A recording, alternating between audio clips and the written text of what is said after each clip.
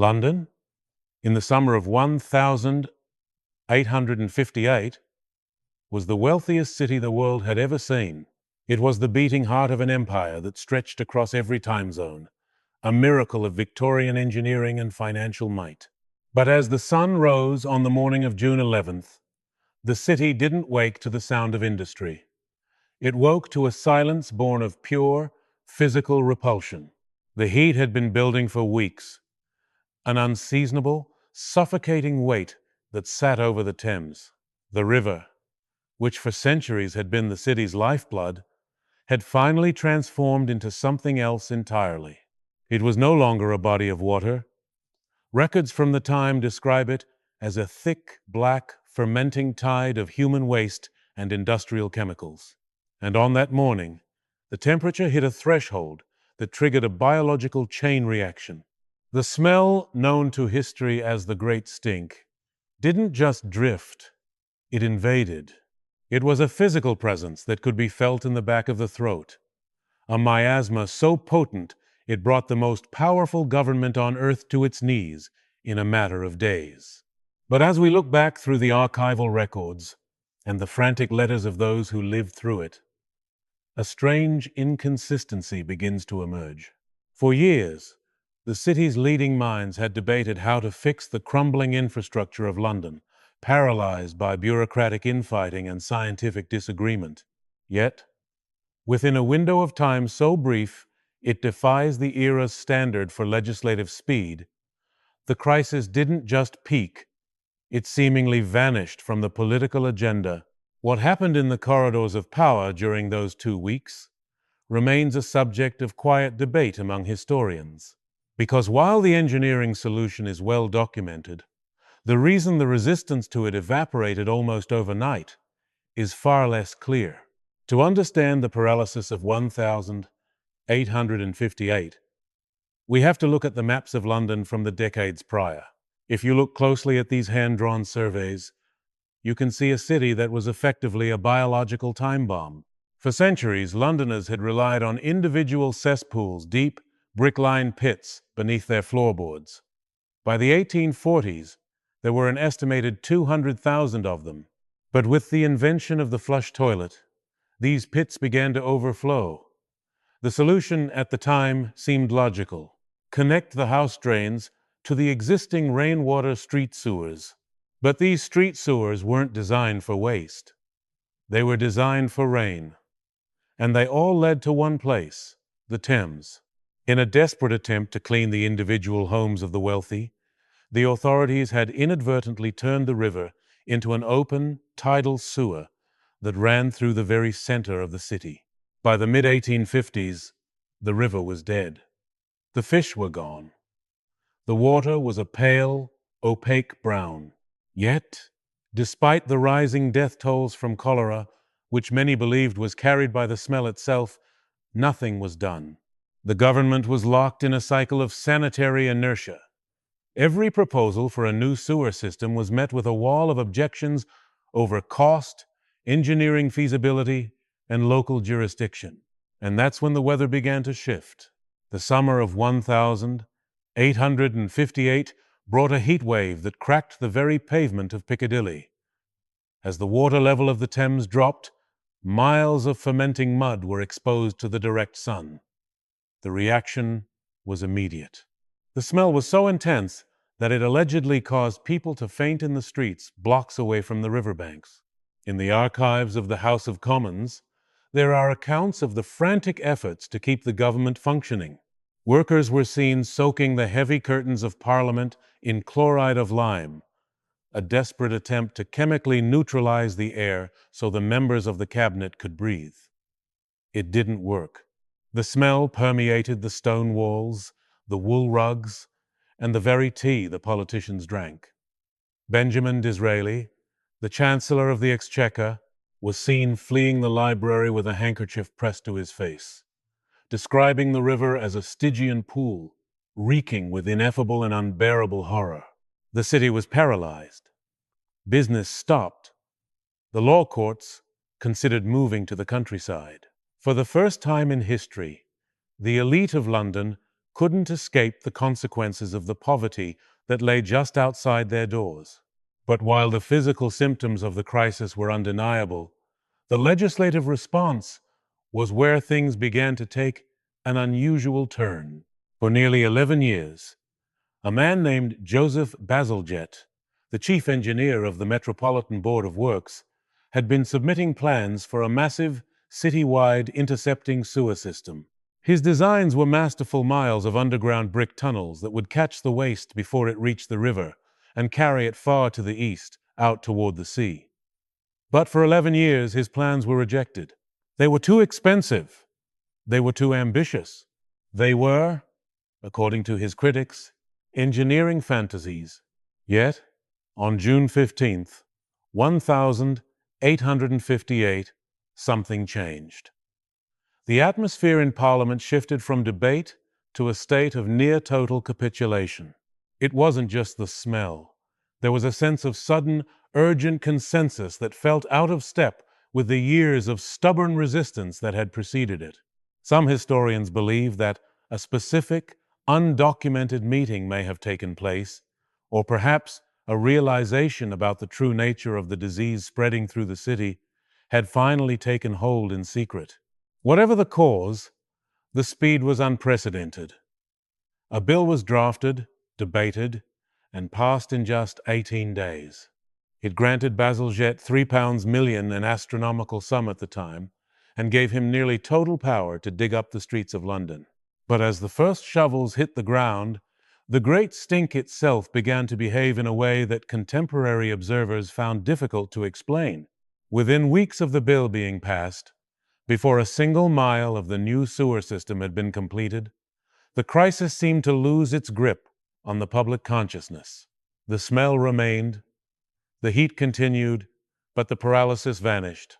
The newspapers, which had been screaming of the apocalypse in June, were focused on other matters by August.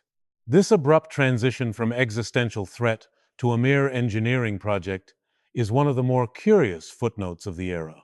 Records suggest the public simply got used to it, but that explanation fails to account for the sheer intensity of the physiological reaction recorded in June.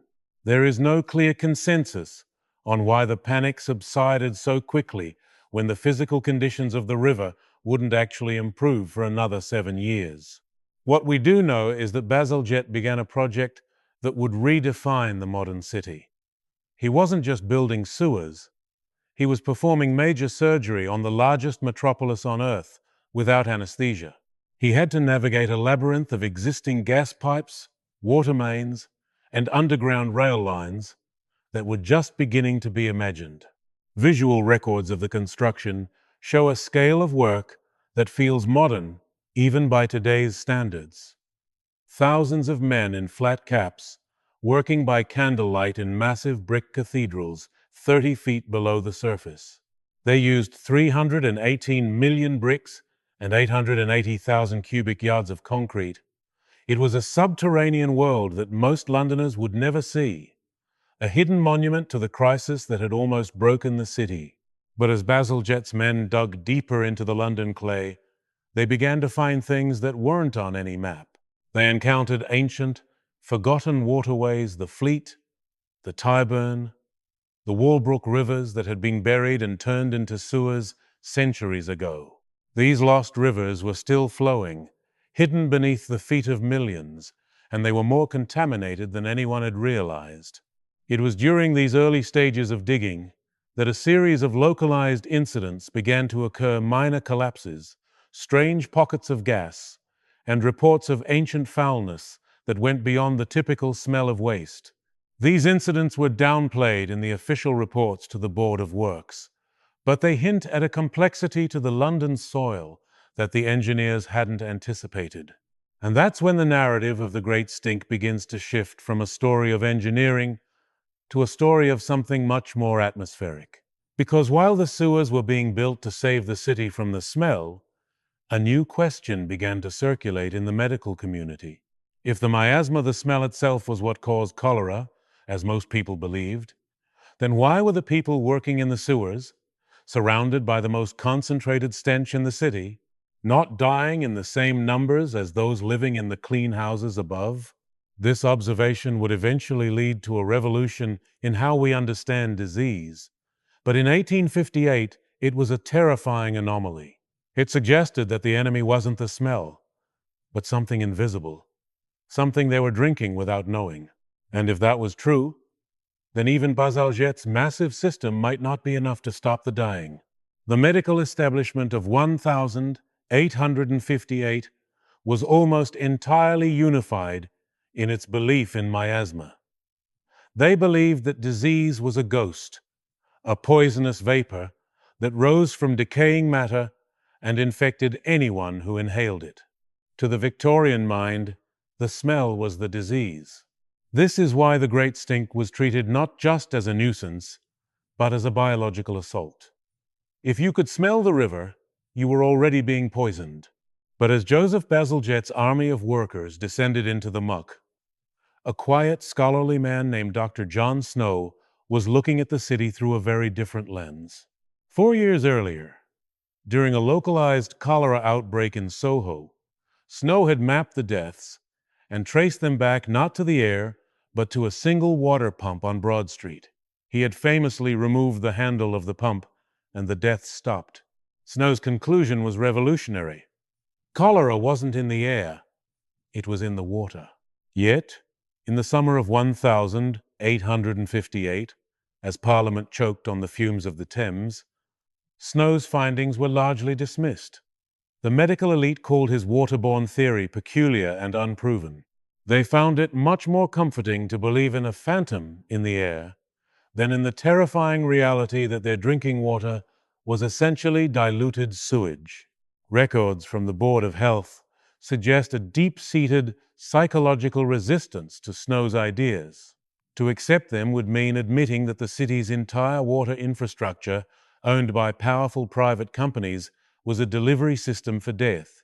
It was easier, and politically safer, to focus on the smell. This intellectual conflict created a strange paradox. The government was building the right solution, the sewers, but for the entirely wrong reason. They were building them to stop the smell, unaware that the real killer was swimming in the glasses of water on their own dinner tables. And that's where the narrative of the abrupt end to the crisis begins to get complicated. While the public panic of 1858 faded once the legislation was passed, the construction of the system was a grueling, slow-motion battle against the geography of London. Bazalgette was an obsessive perfectionist. He insisted on using a relatively new material called Portland cement, testing every single batch for its strength. He knew that if this system failed, London would never get a second chance. If you visit the sites today, like the Crossness pumping station, you can see the scale of his ambition. These weren't just utility buildings. They were cathedrals of sewage, adorned with intricate ironwork, gold leaf, and grand Victorian architecture. They were monuments to a civilization's determination to hide its waste. But as the brickwork climbed higher and the tunnels stretched for miles, a new and unexpected problem began to emerge from the water supply itself. Despite the work on the sewers, London remained a patchwork of competing water companies. Some drew their water from high up the Thames, above the reach of the tide. Others, seeking to save money, still drew their water from the tidal sections near the heart of the city sections that were still receiving millions of gallons of waste every day. In the early 1860s, while the city celebrated the progress of the great intercepting sewers, the silent killer returned. But this time, it was selective. It didn't strike the whole city. It struck in pockets, following the pipes of specific water companies. This is the period historians often overlook. We talk about 1858 as the end of the crisis, but the years that followed were a high-stakes race between Bazalgette's shovels and the next inevitable epidemic. The tension in the city was palpable. Every time a summer heat wave arrived, people looked at the river with a mixture of hope and terror. Had the sewers done enough? By 1865, the main portions of the system were officially opened by the Prince of Wales. It was a day of national triumph. The Great Stink was, for all intents and purposes, a memory. The river began to clear. The effluvia that had paralyzed the government 7 years earlier was being diverted miles away to the east. But then, in 1866, the impossible happened. Cholera broke out again in East London. Over 5,000 people died in a matter of weeks. It was a devastating blow to the city's confidence. If the great sewer system was finished, why were people still dying? The investigation that followed was one of the first true pieces of modern forensic epidemiology. It found that a small section of the new system had not yet been connected, and a single water company, the East London Waterworks, had been supplying unfiltered water from a contaminated reservoir. This 1,866 outbreak was the final brutal proof that John Snow had been right all along. It was the moment the miasma theory finally died, replaced by the germ theory of disease. But it also revealed a darker truth about the 1858 crisis. The paralysis of the city hadn't just been caused by the smell. It had been caused by a systemic failure to listen to science. However, as we dig deeper into the letters and private journals of the Board of Works from that time, a different layer of the story begins to surface. Some researchers have pointed out that the 18-day rush to pass the Sewer Act in 1858 wasn't just about the smell or the health of the public. There is evidence to suggest that the British economy was on the verge of a localized collapse. The Thames was the primary highway for trade. Ships were struggling to find crews willing to navigate the putrid waters. If the river became impassable, the Port of London, the largest in the world, would shut down. Was the sudden political awakening in 1858 a humanitarian triumph or a desperate move to save the city's credit rating? The records are uncharacteristically thin on the specific financial fears of the cabinet during those 2 weeks in June. What we do find are mentions of the preservation of commerce sitting side by side with the preservation of life. It suggests that the Great Stink didn't just threaten the lungs of the politicians, it threatened the very foundation of the British Empire's wealth. And yet, as the 1860s drew to a close and the new system became an invisible part of the city's DNA, something else began to disappear. The documents related to the original 1858 emergency meetings are strangely fragmented. For a government that was usually meticulous about recording every debate, the specific details of how the £3 million figure was reached and how the opposition was silenced so effectively remain clouded in a certain level of bureaucratic ambiguity. It was as if the city wanted to forget not just the smell, but the sheer panic and the near collapse of its dignity. But there was one final mystery that the completion of the sewers didn't solve. Even after the river was cleaned and the cholera was gone, some people reported that the ghost of the Great Stink would occasionally return. On certain nights, when the tide was right and the air was still, a scent would drift through the streets of Westminster that shouldn't have been there. It led to a series of quiet, undocumented inspections of the old, lost rivers we mentioned earlier. What they found next changed the narrative of the city's underground entirely. The exploration of London's subterranean world revealed a truth that the celebratory speeches of the 1860s had carefully avoided. While Joseph Bazalgette's intercepting sewers were a masterpiece of engineering, they hadn't actually erased the old city. They had simply built a new one on top of it. The lost rivers, like the Fleet and the Tyburn, were still there, encased in brick but still pulsing with the city's hidden history. Inspectors working in the late 19th century found that these ancient channels occasionally created pockets of atmospheric stagnation. When the weather hit a specific barometric pressure, the heavy, sulfurous air from the deep, abandoned cesspools, which many homeowners had simply bricked over rather than properly filling, would be forced upward. This was the ghost of the Great Stink. It was a reminder that the crisis of 858 wasn't just a failure of plumbing, but a failure of memory. The city had tried to bury its past without truly cleaning it. What remains particularly striking to modern researchers is the sheer scale of Bazalgette's foresight. When he designed the diameter of the sewer pipes, he calculated the necessary capacity for the city's population at the time, and then he doubled it.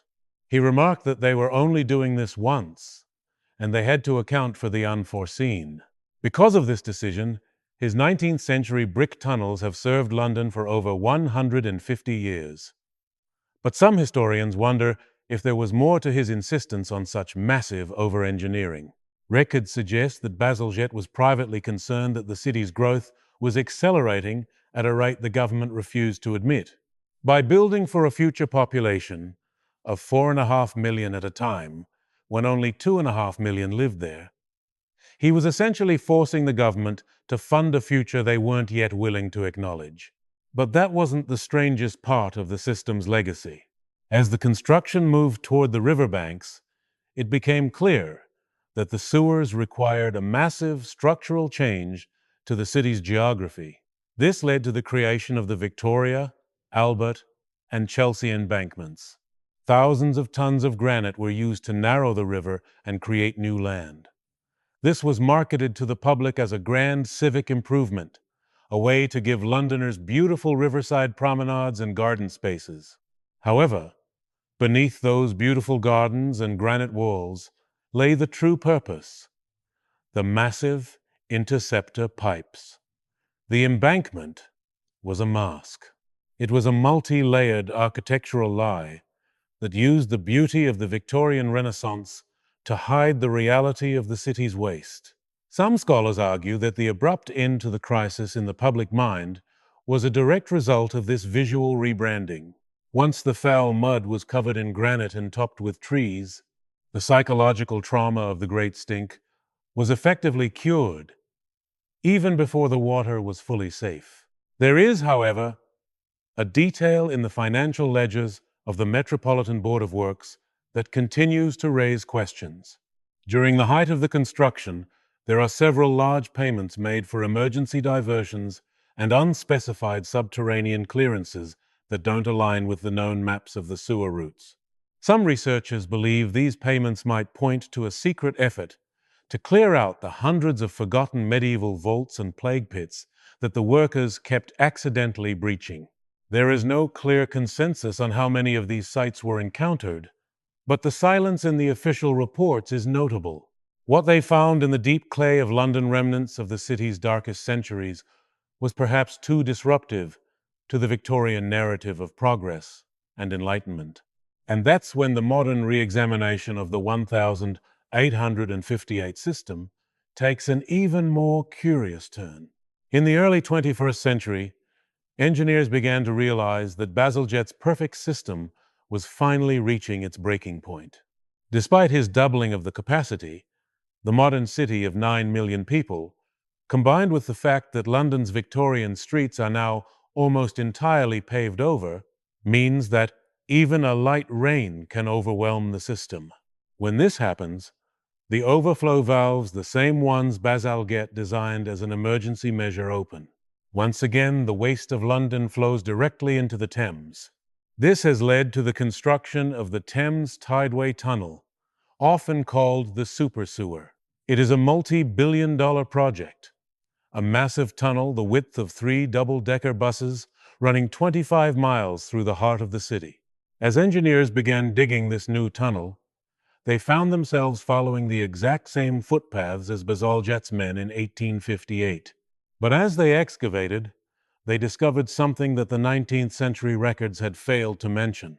In several locations, the old Victorian brickwork had been modified or reinforced in ways that suggested the engineers of the 1860s were fighting a battle they never went public with. There were signs of massive localized soil liquefaction and ancient wooden structures that had been reinforced with iron, far beyond what was necessary for a simple sewer pipe. It suggests that the paralysis of 1858 might have had a geological component as much as a political one. The very ground London was built on was becoming unstable, saturated by centuries of waste and the shifting of the lost rivers. As we look back at the Great Stink, we are left with a series of competing narratives. Was it a triumph of engineering that saved a city from a biological apocalypse? Was it a political maneuver to protect the global trade of the British Empire? Or was it a desperate last-minute patch? The records suggest a combination of all three. But the mystery of why the resistance evaporated so suddenly, why the most stubborn politicians in the world went from no to whatever it costs in the span of 18 days, remains the most compelling part of the story. Some historians believe it was simply the heat. Others suggest that a specific unnamed individual in the government may have contracted the disease, turning an abstract social problem into a personal survival crisis. What happened next remains unclear in the archives, but the result is undeniable. The Great Stink forced London to grow up. It forced the city to acknowledge that its wealth and its waste were two sides of the same coin. Today, as we stand on the Victoria Embankment, we see a clean river and a thriving city. We see the legacy of a man who built for a future he would never live to see. But if you walk down to the water's edge during a particularly low tide, near the old outfall pipes, you can sometimes catch a scent that feels out of place. It is a faint, heavy reminder of a summer when the air itself turned into an enemy. The crisis of 1858 ended, but its lessons are still being unburied. We are still learning that a city is only as strong as what it chooses to hide beneath its streets.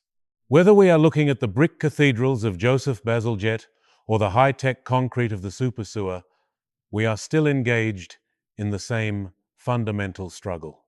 The attempt to build a civilization that can survive its own existence. The Great Stink was a moment of paralysis, but it was also a moment of clarity. It showed that when the air becomes unbreathable, the differences between the palace and the slum begin to disappear. And as the modern world faces its own miasma of environmental and systemic challenges, we might look back at the summer of 1858 not as a distant historical curiosity, but as a blueprint for what happens when a society is finally forced to face the things it has spent centuries trying to ignore. The mystery of the abrupt end may never be fully solved. Perhaps there was no secret meeting, no hidden motive. Perhaps the answer is simply that the smell became so powerful it broke the human capacity for denial. And in that breaking, a modern city was born. But as the tide of the Thames continues to rise and fall against the granite walls of the embankment, one has to wonder, if the heat of 1858 returned today, and the system failed, would we be as fast to act? Or have we forgotten the lesson that Joseph Bazalgette tried to teach us, that the things we bury never truly stay gone?